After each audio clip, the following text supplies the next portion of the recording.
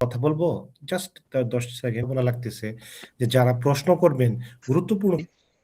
সমস্যা নাই, আশা করি যতটুকু বলেছি যে নিম্নবিত্ত মানুষের জীবন বৃত্তান্ত আপনারা ওইটা দারুণভাবে লিখতে পারবেন। আশা করি নিজেদের মতো করে যারা ক্লাসটা করেছেন তারা লিখতে পারবেন। আমার আজকে পড়ানোর কথা ছিল যে বঙ্গভাষা মাইকেল মধুসূদন দত্তের আহ কবিতা। এই হ্যাঁ, কবিতাটা, হ্যাঁ এই কবিতাটার আপনাদের এই কবিতা সম্পর্কে আমি একটা কয়েকটা কথা বলে আমি শেষ করছি। আর কবিতা লাইন বাই লাইন আমি হচ্ছে নেক্সট ক্লাসে আপনাদের হচ্ছে বিশ্লেষণ করব। আচ্ছা, মাইকেল মধুসূদন দত্ত যে বঙ্গভাষা কবিতা, এই কবিতাটি হচ্ছে তার চতুর্দশপদী কবিতাবলীর যে গ্রন্থ সেটা থেকে সংগৃহীত একটি গল্প, এই কবিতা। এটা ফ্রান্সের ভার্সাই নগরীতে তিনি যখন অবস্থান করেছেন 1865 সালে, সেই সময় তিনি এই চতুর্দশপদী কবিতাটা তিনি লিখেছিলেন। আহ, এই সময় তিনি লিখেছিলেন এবং এই কবিতাটার যখন তিনি লেখেন তখন এটার নাম ছিল কবি মাতৃভাষা। কবি মাতৃভাষা নামে তিনি এটা লিখেছিলেন। পরবর্তীতে তিনি নিজেই এটার চেঞ্জ করে তিনি এর বঙ্গভাষা নাম দেন। আপনারা সবাই জানেন মাইকেল মধুসূদন দত্ত বাংলা কবিতায়, বিশেষ করে আধুনিক বাংলা কবিতায় তিনি যে স্তম্ভ তৈরি করেছেন, তার কাছে কিন্তু আমরা সকলেই ঋণী। এবং এই যে বঙ্গভাষা বলেন, কপোতাক্ষ নদ বলেন, তার খুবই গুরুত্বপূর্ণ কয়েকটা কবিতা, এই এইগুলো তার মনের প্রশান্তি বলেন বা মনের ক্ষোভ, সেই ক্ষোভ থেকেই তার এই কবিতাগুলো লেখা। তিনি চেয়েছিল যে আহ ব্রিটিশ কবিদের মতো, ইংরেজ কবিদের মতো সে নিজেকে ওইভাবে তৈরি করবে, ইংরেজি সাহিত্যের একজন গুরুত্বপূর্ণ লেখক হতে চেয়েছিলেন।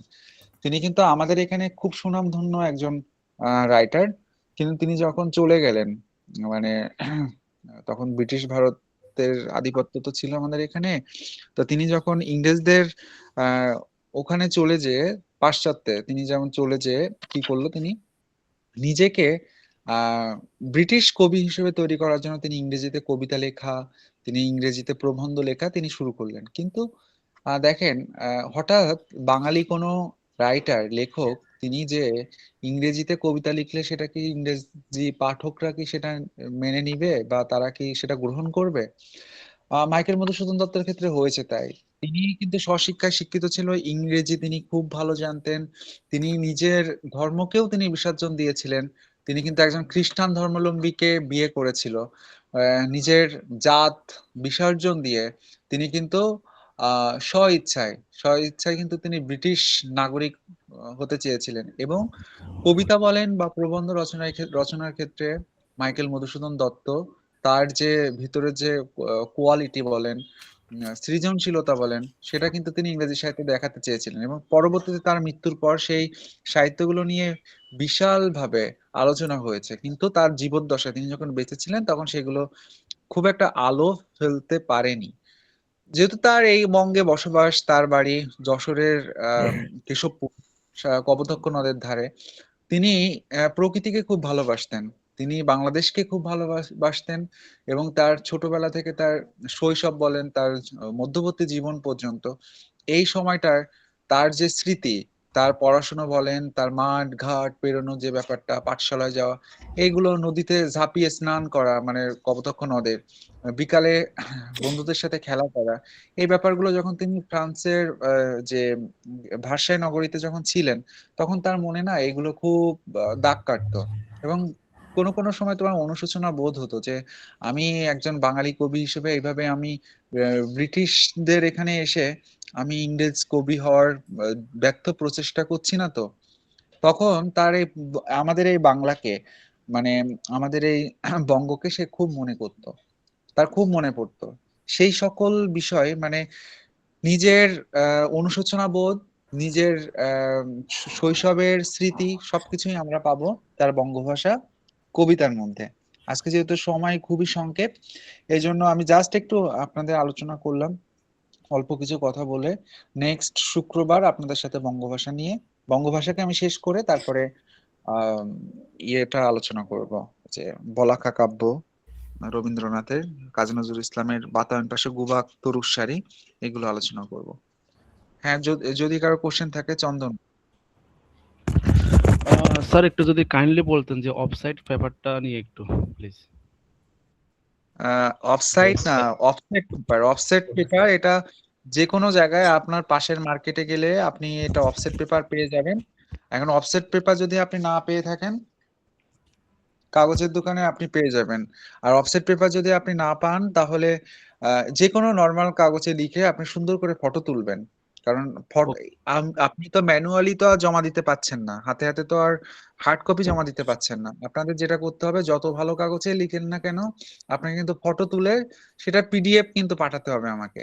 আচ্ছা, অ্যাসাইনমেন্ট যারা রেডি করবেন, আপনারা জানুয়ারি মাসের একদম শেষ তারিখ, শেষ 2 দিন, সেই 2 দিন আপনারা জমা দেওয়ার চেষ্টা করবেন।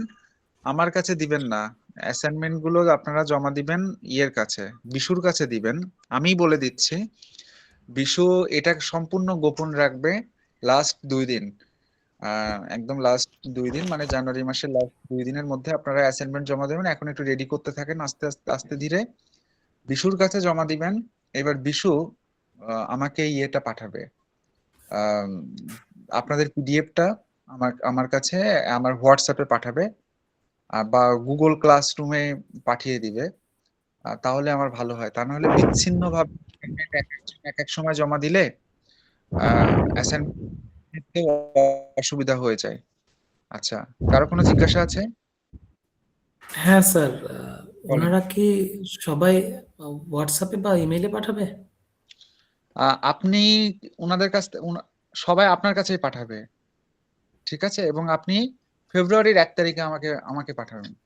মানে এখন ইমেল আইডিতে আপনাকে কিভাবে সবাই পাঠাবে সেটা আপনি সবার সাথে কথা বলে নেন। আর আমি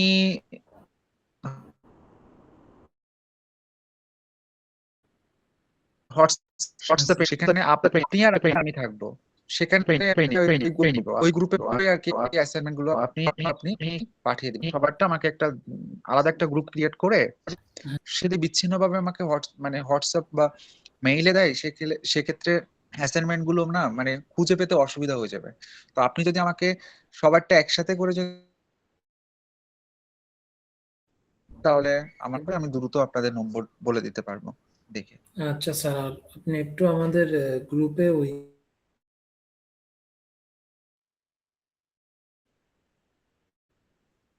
কভার পেজটা দিবেন, নাকি শিবলি ভাই যেটা দিছে ওইটাতেই চলবে মোটামুটি?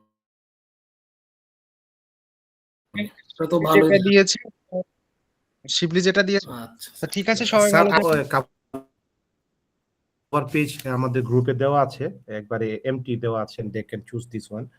এখানে তারা ইউজ করতে পারে। তারপরে আরেকটা পেজ আমাদেরকে দিছিল আমাদের আরেকজন স্যার, আমি সেটাকেও অ্যাড করে দিছি এটার সাথে। এটাতে আপনারা ওই যে ডিটেলস ইউজ করার জন্য আমাদেরকে বলছিল আর কি।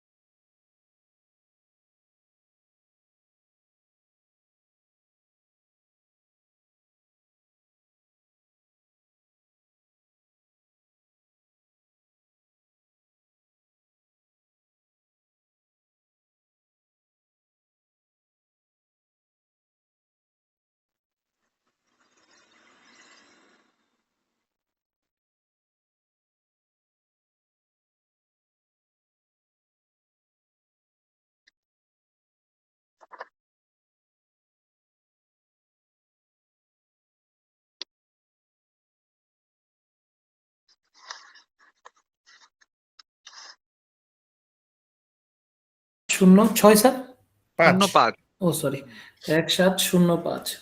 Thank you sir, thank you. আমরা আসলে অ্যাপ্রিসিয়েটেড স্যার, আপনি আমাদেরকে অনেক সময় দেন এবং আপনি যে ওয়েতে আমাদেরকে বোঝান